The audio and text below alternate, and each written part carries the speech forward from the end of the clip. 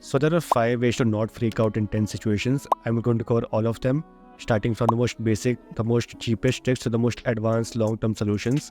But before that, if you want me to directly help you one-to-one, then check out the link in the description. It is my paid program where I teach you how to become a happy, healthy human being. So with that out of the way, let's continue with the video. So the first method is by using a thing called as biofeedback. So biofeedback basically means your physiology controls your psychology. In simple words, your biological functions like racing heart, breathing patterns, and digesting food can alter the way you think. The only exception to these rules are people like soldiers or athletes or monks, because they have trained their brain to have a better control on their psychology regardless of their physiology. We will talk about how to get there as well, but that's a long-term solution which requires a lot of practice. So in the short term, if you want a temporary fix for this, take advantage of your physiology. For example, if you are not feeling anything and you smile, your brain will think that you are happy and it will release some happy hormones in your body, which is going to really make you happy. If you are eating something or chewing a gum, it is going to indicate to your brain that you are eating something because you are in a relaxed environment, and that is going to calm you down. In my case, for example, when recording these videos, a lot of times I get nervous and I cannot relax myself. So when that happens, I close my eyes and I meditate. And then after a couple of minutes, when I'm ready, I start recording these videos again. In real life or in some social situations, when you feel anxious or nervous or a bit out of place, you can try these random meditation sessions. This might sound a bit weird because you cannot just go and sit somewhere and start meditating in the middle of a social situation like a party, but there are literally hundreds of ways to meditate. You can just look at something outside yourself and focus on that thing. That is also meditation. You can focus on your breathing and try to control your breathing in a certain pattern.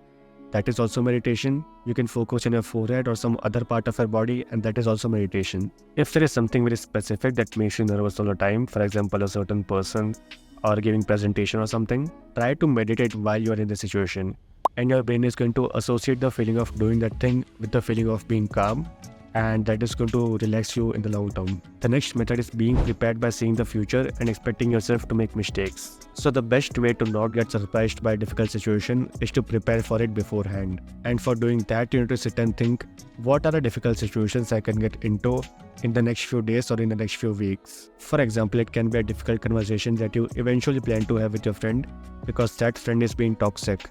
Or maybe your company is firing some people and you might become one of those people.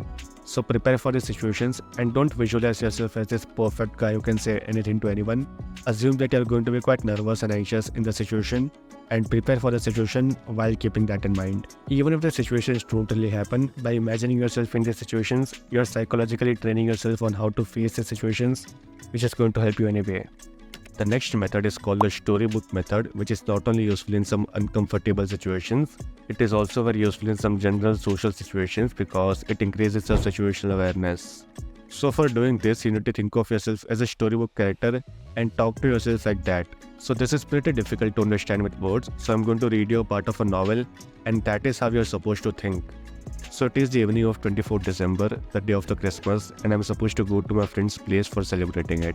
I enter his apartment and press the button to call the elevator. This building looks quite expensive. I wish I can afford a place like this someday. While I was thinking this, the elevator door opens, but there are already a few people in the elevator, and they don't seem to have any intentions of coming out. It is a group of around 7 girls who look the same age as me and are wearing some interesting clothes, to say the least. All of them start staring at me, waiting for me to enter.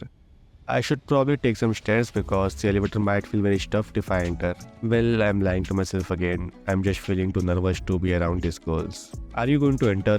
One of the girls says. Yes.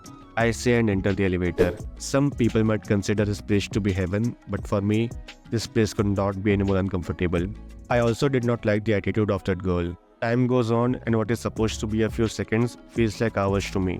Finally, the elevator stops and these girls get out one by one. I am left alone and I'm feeling so relaxed after this. So this is how you're supposed to think. You're supposed to consciously make your brain think like this. Notice the situation you're in, the things around you, the people around you.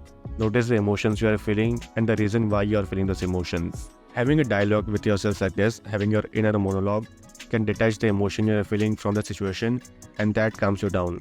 To enhance this effect even further, when talking to yourself, have a very relaxed, very nonchalant kind of attitude, regardless of how serious your situation is. The next method is training your AMCC. So what separates people like athletes, monks and soldiers from normal people is a part of our brain called as AMCC. So AMCC is a muscle in your brain which makes doing uncomfortable things easier for you. It is also the origin of your willpower and discipline. And there are various ways to train it. The first method is by meditation. The second method is by doing things that you don't like doing.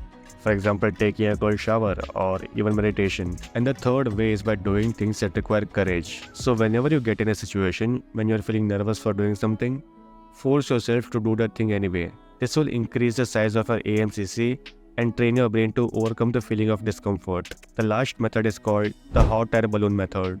So the best quote I ever heard that changed my life is, most things are not as serious as you think they are. For things like losing your job or getting less marks in your entrance exams, people stress a lot for these things, but it's not like your life is completely destroyed because of it.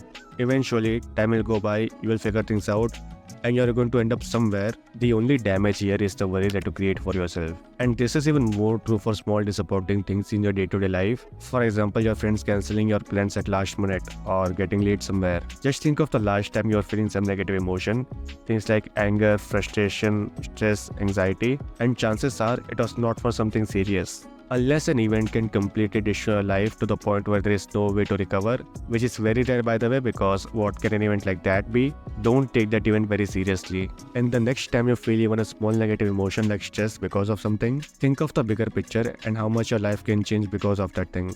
And you will realize that you were worried for nothing. And yeah, that is pretty much it for this video. Thank you for watching. Check out the description to see my paid program, if you have the money of course. And yeah, bye bye.